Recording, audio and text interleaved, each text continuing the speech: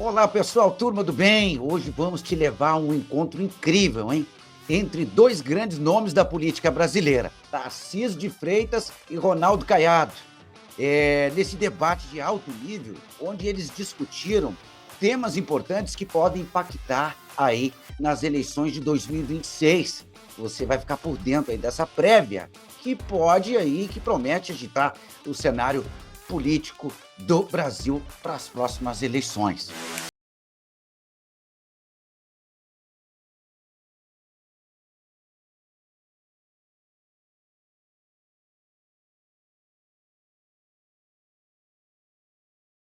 Muito bem. Olha, antes de colocar na tela, então, Ronaldo Caiado e Tarcísio de Freitas, esse grande encontro que foi aí intermediado pelo grande jornalista William Vac, né? E foi que promoveu esse encontro dos dois, aproveitou o encontro lá no Fórum Educacional que teve em São Paulo, onde estavam reunidos vários governadores, e fez essa prévia, esse debate sobre os problemas do Brasil com os dois governadores de São Paulo e do estado de Goiás.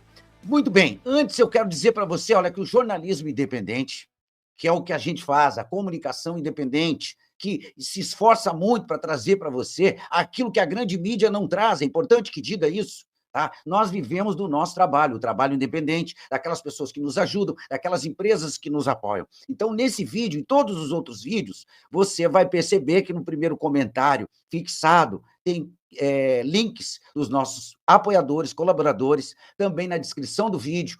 Você vai clicar nos links aí e vai conhecer o serviço de cada um, destacando alguns, como o Mercado Livre, o maior site de compras do Brasil, onde você vai encontrar um link e você pode comprar alguma coisa que você está precisando aí para a sua família, no conforto da sua casa, e também vai receber a mercadoria no conforto da sua casa, aí junto com a sua família, tá certo? Então, o outro recadinho que precisa também, ó, gente, para que mais pessoas conheçam o nosso trabalho e tenham acesso a essas informações que muitas vezes a grande mídia não traz, não mostra, a gente precisa que você compartilhe o vídeo, que você compartilhe com seus amigos, que você deixe o seu like lá para o YouTube entregar para mais pessoas, o engajamento melhorar.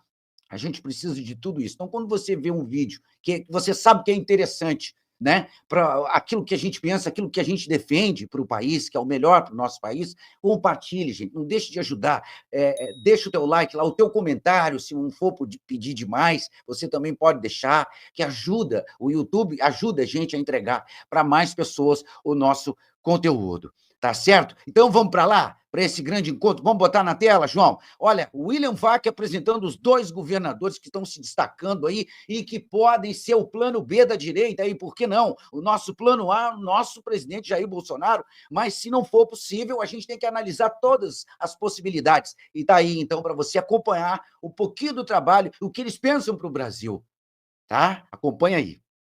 Novamente, boa tarde a todos, particularmente ao Tarcísio e ao Ronaldo Caiado, dois personagens políticos que eu tenho o prazer de ter um contato sempre muito próximo e cuja capacidade política e de avaliação da realidade sempre me incitam a fazer perguntas boas. Se elas consigo fazê-las é outra história. Nós temos, pessoal, meia hora.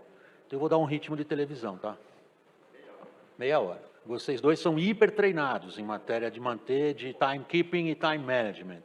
Então, começando por você, Caiado, que conselho você daria a um candidato de centro-direita hoje?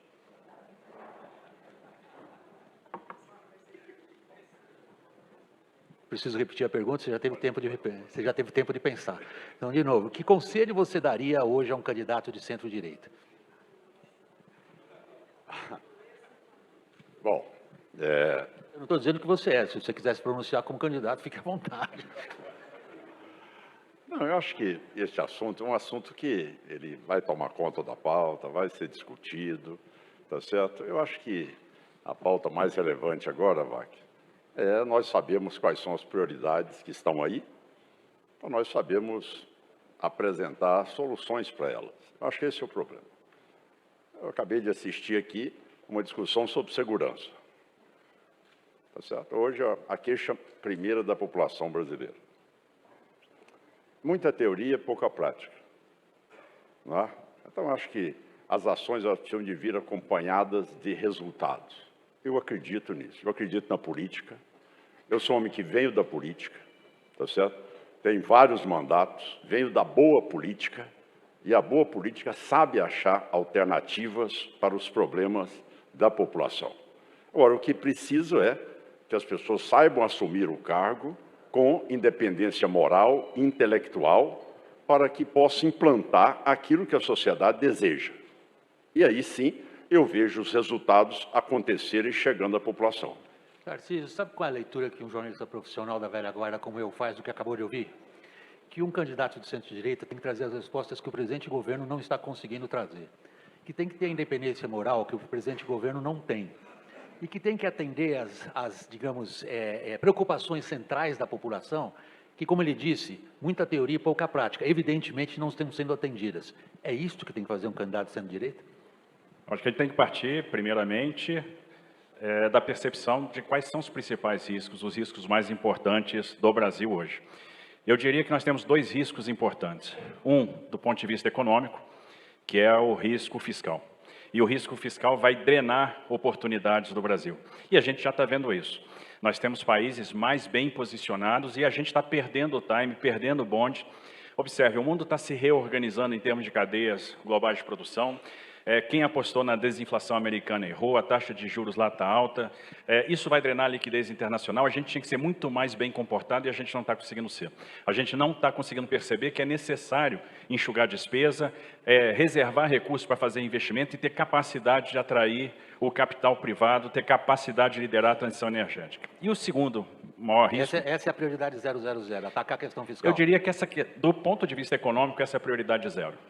Esse é o risco mais importante. Do ponto de vista social, eu diria que o risco mais importante, e isso foi bem colocado pelo Caiado, é o risco da segurança pública. É o maior anseio da população e a gente precisa dar resposta em segurança pública, em especial no que diz respeito ao combate ao crime organizado, que é o grande câncer do Brasil hoje. Eu duvido, cara, que você discorde da questão fiscal como uma prioridade. Como é que você atacaria essa questão?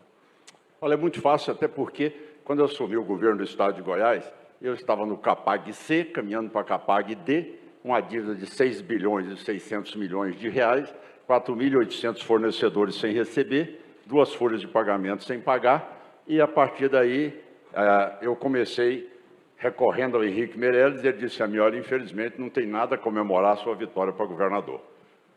Essa foi a realidade, essa é a radiografia que eu recebi do estado de Goiás. E veja bem, rapidamente nós incluímos o estado no regime de recuperação fiscal, o estado foi rapidamente pagando todos os seus credores, o estado é rico, Goiás é um estado rico, o Brasil é um país rico.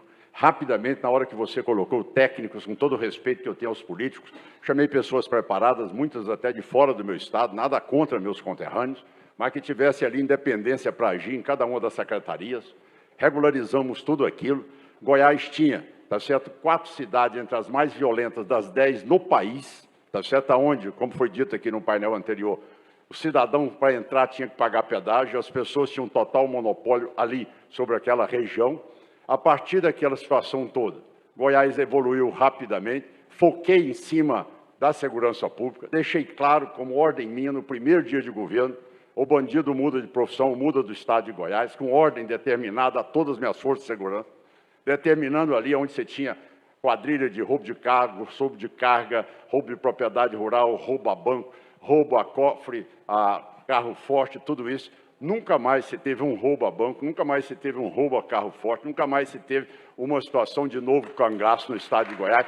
Nunca mais aconteceu isso em 5 anos do nosso governo. Para isso é preciso que as pessoas assumam essa responsabilidade. Quando a gente assiste aqui um seminário e diz, olha, realmente tem muitos territórios que nós não podemos caminhar. Ou é o Estado Democrático de Direito, ou não é o Estado Democrático de Direito. Ou seja, o governador, o governo tem que estar em todas as áreas. Não tem negócio de esse limite de A, de B ou de C. E outra coisa importante é nós termos ali um controle das penitenciárias. O momento que mais eu consegui jogar a queda da criminalidade no estado de Goiás, fora que eu determinei, fiz construções rápidas, o que nós não temos repasse nenhum do governo federal, dinheiro mínimo, irrisório, não temos nenhum apoio, não tem fábrica de arma, não tem refino de cocaína em Goiás, e a maioria dos crimes são todos nesse porte, como também lavagem de dinheiro. Então, isso tudo, nós precisávamos de um suporte maior. Uma política única no país é bobagem.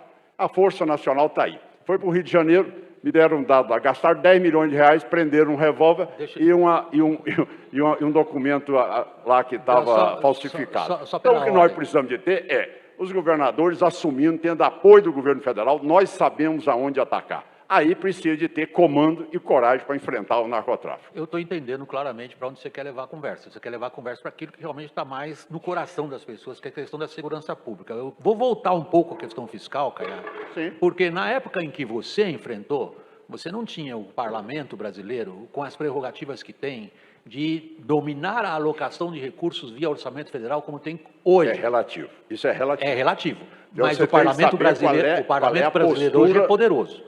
Você sentado no Palácio do Planalto, você vai ter que lidar com um parlamento fracionado, eleito por um sistema proporcional que garante a desproporção, com o enfraquecimento dos líderes de bancadas e dos líderes partidários. Eu quero passar essa questão para o Tarcísio e você volta a ela, Tarcísio. Nós temos uma... Imagine se você sentar no Palácio do Planalto. Uma disfunção, né? Ao longo do tempo. A gente tem um Congresso ficando cada vez com mais poder e cada vez com menos responsabilidade. Né? Então, o Brasil vai caminhando para um parlamentarismo sem ser um parlamentarismo.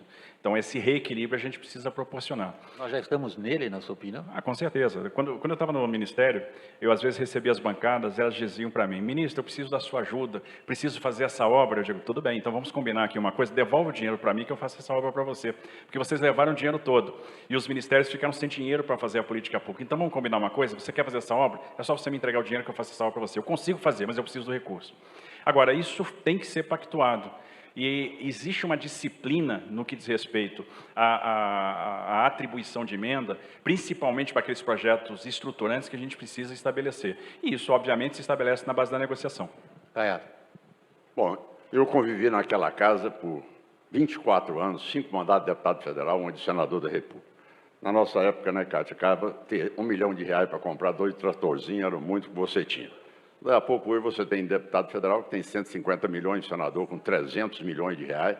Você vê ministro não tendo direito a definir nada. O discricionário depende de ligar para o relator, pedir, ó, pelo amor de Deus, me passa um dinheiro. Então, quer dizer, as pessoas têm que saber o que é presidente da República. Se o cidadão abre mão da prerrogativa de ser presidente da República, outro toma conta. Presidência da República é presidente da República. Se o sistema é presidencialista, o Congresso tem que entender os seus limites e as suas prerrogativas. Como é que você toma isso de volta? Então, você, se concorda, ele basta ser implantado. Então, você tem que ter pulso e credibilidade para implantar no seu país aquilo que é o sistema que a Constituição define. Se fosse parlamentarismo, tudo bem, mas não é. E, como tal, cabe ao presidente, que é quem apresenta o plano de governo à população, ele é que foi eleito, ele é que tem que prestar conta do plano de governo, tá certo? E, sem dúvida nenhuma, ele é que tem que implantar as suas políticas. Agora, se você quiser, no âmbito fiscal, ver um desastre, acompanhe o que está acontecendo no Brasil no atual governo. Aí sim, é um verdadeiro desastre do ponto de vista fiscal. O maior déficit fiscal que nós já vimos na história do país, com mais de 230 bilhões de reais. Tá certo? Quer dizer, um arcabouço fiscal que todo mundo viu que isso é uma piada. Ou seja, ele já foi revogado no primeiro ano. Já foi autorizado a gastar o quanto quiser. Sair de um teto fiscal e ir para um arcabouço fiscal é, sem dúvida nenhuma, não sei se o Roberto Campos ainda está aqui, ele tem apanhado bastante por esse motivo, porque ele quer manter a inflação dentro daquilo que é o parâmetro de inflação, o governo quer ganhar na arrecadação em cima da inflação, que é um dos componentes mais importantes para ter um falso positivo de arrecadação, a inflação. Ele segura, o governo bate nele, sem dúvida nenhuma, e quer a inflação, que é para exatamente poder arrecadar mais, não é com incentivo da atividade econômica no país, mas é incentivar a inflação para fazer uma falsa arrecadação. Então, acho que é um tema que nós temos que debater mesmo, e se nós, eu disse a vocês, se nós recebemos o Estado da maneira como está, hoje, tá certo, com tudo em dia, ainda tem um superávit em caixa de 12 bilhões de reais, isso significa que quando você tem uma gestão séria, respeita dinheiro público, você consegue corrigir e melhorar a vida dos cidadãos, tá certo? Essa tese que bandido vai cuidar na área social, no meu estado não tem isso não. Bandido lá não se cria de maneira nenhuma, e essa tese ela é muito maléfica caso ela seja defendida no país. Bandido tem que cumprir pena, e está na penitenciária, lá o lugar dele. Certo? Não é fazendo falsa política social como querem pregar, não. Você se associa à descrição da política fiscal tal feita pelo Ronaldo Caiado agora e a descreveu como um desastre? A gente está vendo o que está acontecendo. E eu acho que é para todo mundo ficar de orelha em pé, porque se estabeleceu uma fórmula de reajuste do mínimo que está comendo a reforma da Previdência. Então, aquilo que a gente conquistou, a gente está perdendo e perdendo rápido. Né? A gente vai ter, não faz o exercício que deveria fazer em termos de redução de despesa. Estamos tentando equilibrar as contas por meio do aumento da receita, e quando a gente quer aumentar a receita, a gente escolhe a via da tributação da renda. Ora, o capital é inteligente. Se a gente quer fazer tributação da renda, a gente tem que entender que essa renda vai embora. Ou seja, o dinheiro vai ser realocado, a gente vai ter erosão de base, porque toda vez que a gente parte para a tributação da renda, a gente vai ter erosão de base. Pela fórmula do arcabouço, a gente vai calcular a despesa de 25 em cima da receita de 24. Só que essa receita vai perder potência. Então, a gente vai começar a aumentar o fosso, e isso vai prejudicar o país. Por quê? O próprio Banco Central, em algum momento, vai começar a ter dificuldade, porque não existe política monetária sem âncora fiscal. E aí nós vamos travar crescimento. Significa que a gente vai perder a oportunidade, o bonde vai passar e nós vamos ficar para trás. Ora, quando o governo quiser, vamos crescer, e vai precisar do fiscal, não vai ter o fiscal para responder. E essa é a situação que a gente está preso a essa armadilha de baixo crescimento, é a situação que a gente está vivendo hoje. Muito bem. Caiado, quem é o maior líder político hoje no Brasil? Quem é? O maior líder político hoje no Brasil? Bom, eu conheço política e já faço política há muitos anos. E sou apaixonado por política. Me formei como médico, vivi minha vida operando, mas eu sempre estudei política. Adorei política, eu adoro política, tá certo? Porque eu vejo tanta gente falar mal de política, tá entendendo? Eu tento sempre convencer as pessoas de que existem bons parlamentares, existem bons governadores, prefeitos. Essa tentativa de querer denegrir a imagem é uma bobagem, tá certo? Os países chegaram lá onde chegaram, com grandes líderes, homens com a capacidade de poder mobilizar pessoas. Se você analisar hoje, tá certo? Sem dúvida nenhuma, a maior liderança política que eu já assisti, tá certo? Acompanhei desde menino, na época de Juscelino Kubitschek, depois vi período de transição também de Brizola, mas ninguém teve a capacidade de fazer como o Bolsonaro consegue, em levar, mesmo depois de, sem ter o direito aos seus futuros mandatos, ser candidato neste momento, e como um ex-presidente da República, fazer o que nós assistimos na Paulista, fazer ontem em Copacabana, é onde chega. Quer dizer, isso é inédito, isso eu nunca vi, tá certo, na minha vida política, que indiscutivelmente ele é a maior liderança que tem no país. Tarcísio. Olha, concordo plenamente, é fácil. Ninguém tem o poder de mobilização de Jair Bolsonaro. Ninguém consegue gravar um vídeo, chamar as pessoas para ir para a Paulista e botar 700 mil pessoas na Paulista. Ninguém consegue fazer um vídeo e botar... E detalhe, ainda diz o seguinte, não levem cartaz. E você chega lá na hora e não tem um cartaz, não tem nada. E o pessoal está lá, o pessoal é fiel. Ninguém consegue arrastar a multidão, ninguém tem tanto carisma, ninguém consegue mobilizar tantas pessoas, ninguém consegue estabelecer um movimento como Jair Bolsonaro conseguiu. Então, um cara que tem que ser estudado, é um fenômeno e é o maior líder político brasileiro. Caiado, esse personagem político, e Tarcísio, esse personagem político que vocês dois descreveram, hoje é inelegível. E enfrenta uma série de processos. O perigo que ele vai ser preso é alto, do ponto de vista das investigações que ele tem a que responder a. Como é que fica, então? Bom, isso aí é uma tese que realmente eu não tenho essa profundeza jurídica para fazer essa pré-avaliação. Eu diria a você que isso aí vai depender das decisões do Poder Judiciário, tá certo? Isso eu acho que a nós, neste momento, principalmente a mim e o Tarcísio, o que nos preocupa é esse tema que nos chamaram aqui, que é exatamente qual é a perspectiva e as medidas que nós estamos vendo um país caminhar por um processo de total descontrole do ponto de vista fiscal. Um arcabouço que, pergunto, qual é o empresário que acredita mais no arcabouço? Tem alguém aqui que acredita no arcabouço? Que mudou de regra? Por que não simplesmente fez algumas alterações no teto de gastos? Aquilo que o Michel Temer implantou, por que não mudaram, então, algumas modificações pequenas no teto de gasto? Por que não realmente ver o Estado que está evoluindo bem, poder ampliar a sua parte de gasto também, de acordo com o seu crescimento e ali a sua estabilidade fiscal? É isso que nós estamos assistindo. Então, nós, como governadores hoje, queremos saber como é que nós vamos continuar com a saúde, que é um gasto exorbitante, para serem suportados pelo governo.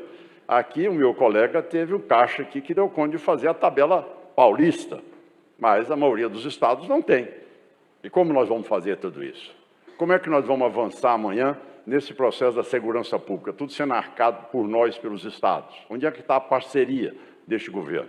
Então, acho que um governo federal tem que entender que tem que governar com os governadores. Essa que é a realidade. Eu sou muito assim. Como eu sou cirurgião, eu não fico na tese da hipótese. Eu sou daquele caso. Eu tenho que decidir sobre aquele caso específico. A preocupação minha hoje é como o país vai caminhar com essa total insegurança fiscal implantada no país, de uma reforma tributária que eu falei muito, fui criticado por alguns, daqui a uns dias vocês vão reconhecer que eu estava certo, ninguém sabe qual é o tributo final desse IVA nosso, CBS e IBS, e que vai aumentar em muita carga tributária no país, essa é uma grande verdade, e que nós precisamos de saber como é que os governadores vão viver, que nós somos responsáveis aí pelos 220 milhões de brasileiros.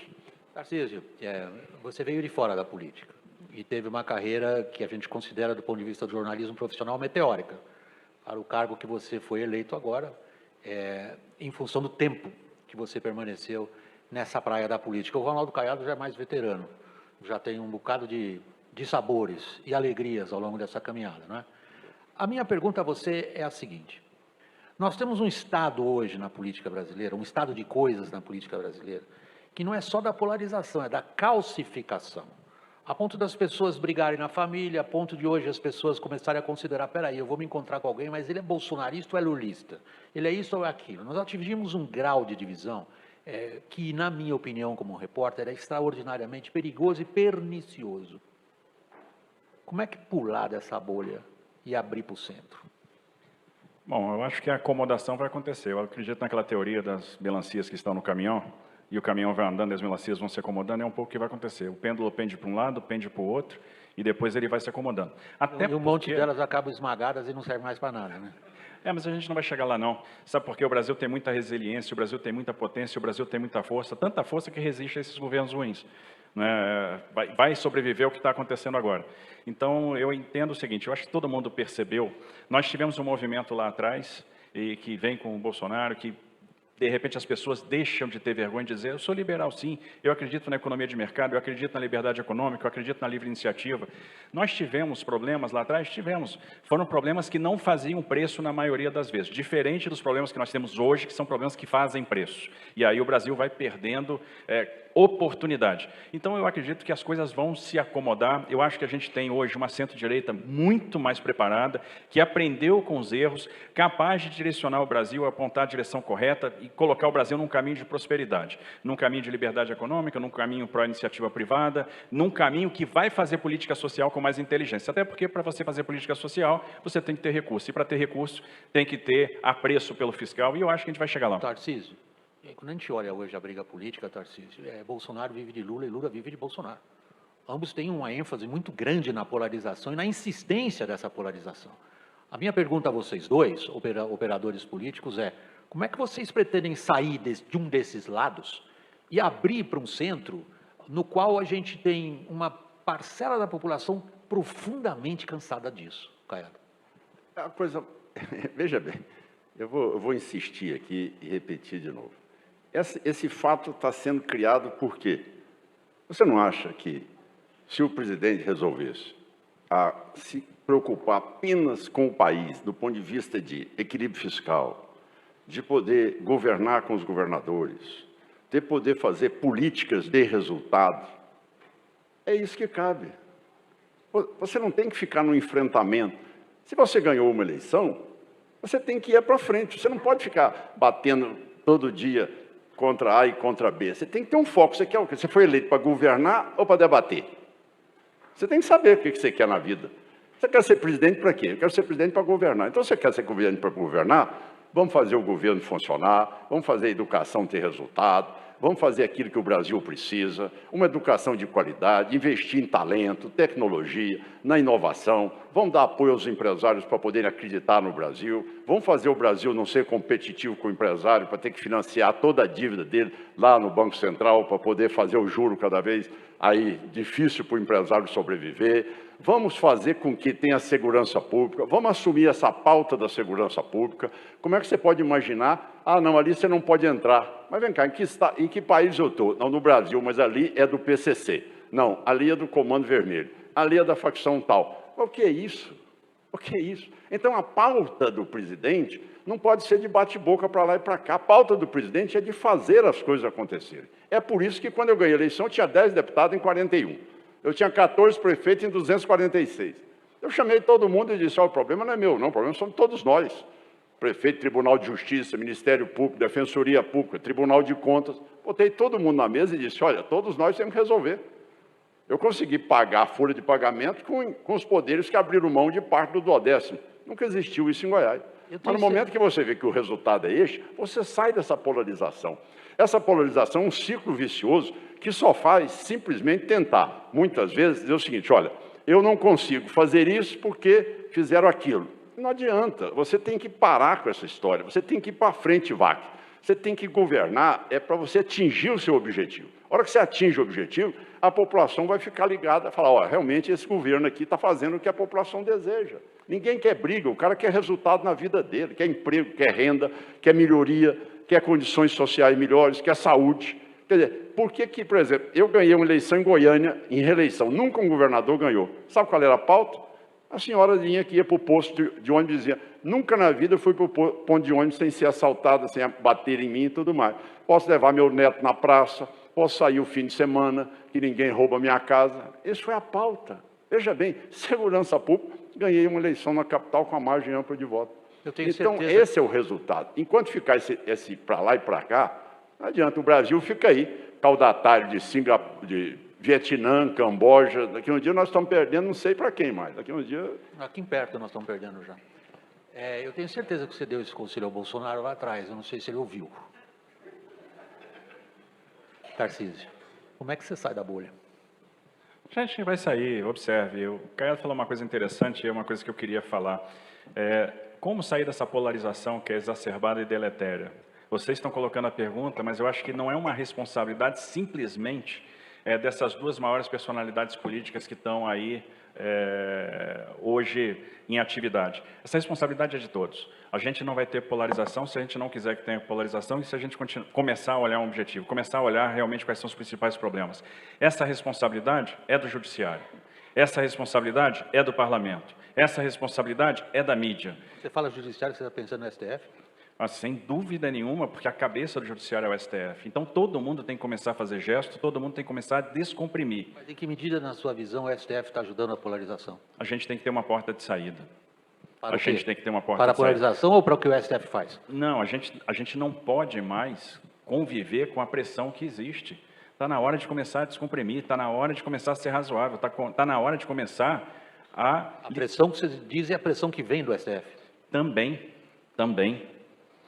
Se todo mundo não fizer a sua parte, a gente não vai sair da polarização. Se a polarização é deletéria, e a gente concorda com isso, se a população é exacerbada, e a gente concorda com isso, todo mundo vai ter que contribuir para isso. A imprensa vai ter que contribuir, o STF vai ter que contribuir, o Congresso vai ter que contribuir, porque a gente vai ter que começar a se perguntar o seguinte, o que a gente quer como sociedade? E o Brasil vai ser o que a gente quiser ser. Até porque crescimento é uma questão de atitude. E se a gente quiser ter atitude de crescimento, a gente vai ter, a gente vai conseguir e a gente vai superar essas mazelas.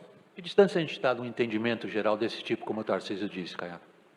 Eu vou dizer a você o seguinte, eu acho que a gente precisa de estudar muito, ler muito.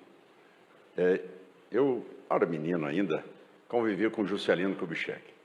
Então, naquela época, quando o Juscelino foi eleito, tá certo? Era o maior acirramento do Brasil, PSD, UDN, naquela época. E aí o Juscelino foi eleito, aí resolveram derrubar o Juscelino Kubitschek. Jacareacanga, também Aragarças, aí fizeram a revolução, a aeronáutica resolveu derrubar o Juscelino Kubitschek. Bom, contornou-se o problema, Juscelino Kubitschek, olha, vamos pacificar tudo, calma, eu não quero briga, vamos deixar tudo em paz, deixa eu trabalhar. E foi esse homem que deu conta de fazer esse desenvolvimento todo, aparecer o centro-oeste, o norte do país. Então ninguém governa brigando. Ninguém governa nesse clima de acirramento, tá certo? O presidente hoje tem que governar com o espírito que Juscelino Kubitschek teve, tá certo? De poder cada vez mais se preocupar com matérias que são relevantes. Onde é que está a nossa reforma administrativa? Onde é que está o nosso equilíbrio fiscal? Onde é que está a situação nossa de uma reforma tributária que nós perdemos aí o bônus demográfico, e 54% da população se envelheceu nesses últimos 12 anos.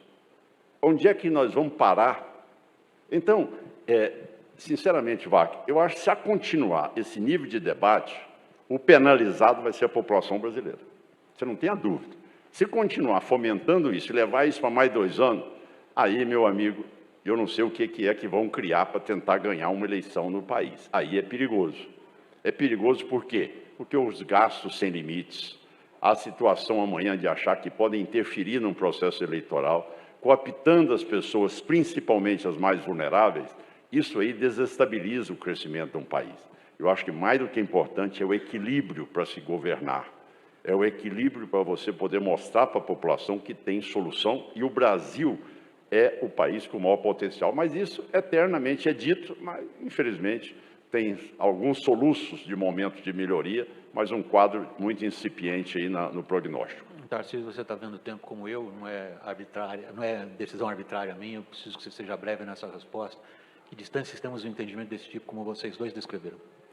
Acho que a gente está cada dia mais próximo por uma razão. A população está cada vez mais de saco cheio, ninguém aguenta mais. E eu acho que a população vai dar o tom.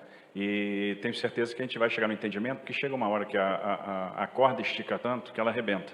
Então, eu tenho certeza que tem muita gente incomodada com o que está acontecendo em várias esferas. E se a gente não entender o que a gente quer como sociedade, não apontar o caminho, a gente não vai crescer, a gente não vai prosperar e nós vamos continuar perdendo oportunidade. O Brasil não pode ser o eterno país do futuro. Para quem gosta do Brasil, para quem acredita no Brasil, tem um caminho, a gente sabe qual é o caminho, a gente sabe fazer, sabe, corta gasto daqui, faz reforma administrativa, privatiza, concede, acredita na iniciativa privada, vamos fazer com que a lei da liberdade econômica floresça, seja uma realidade, vamos ter apreço pelo marco do saneamento e vamos embora, vamos caminhar, que o Brasil tem muito potencial, vai ser líder da transição energética, tem mercados emergentes que a gente pode explorar, a gente pode crescer junto, é só querer fazer. E eu tenho certeza que a população vai dar o tom.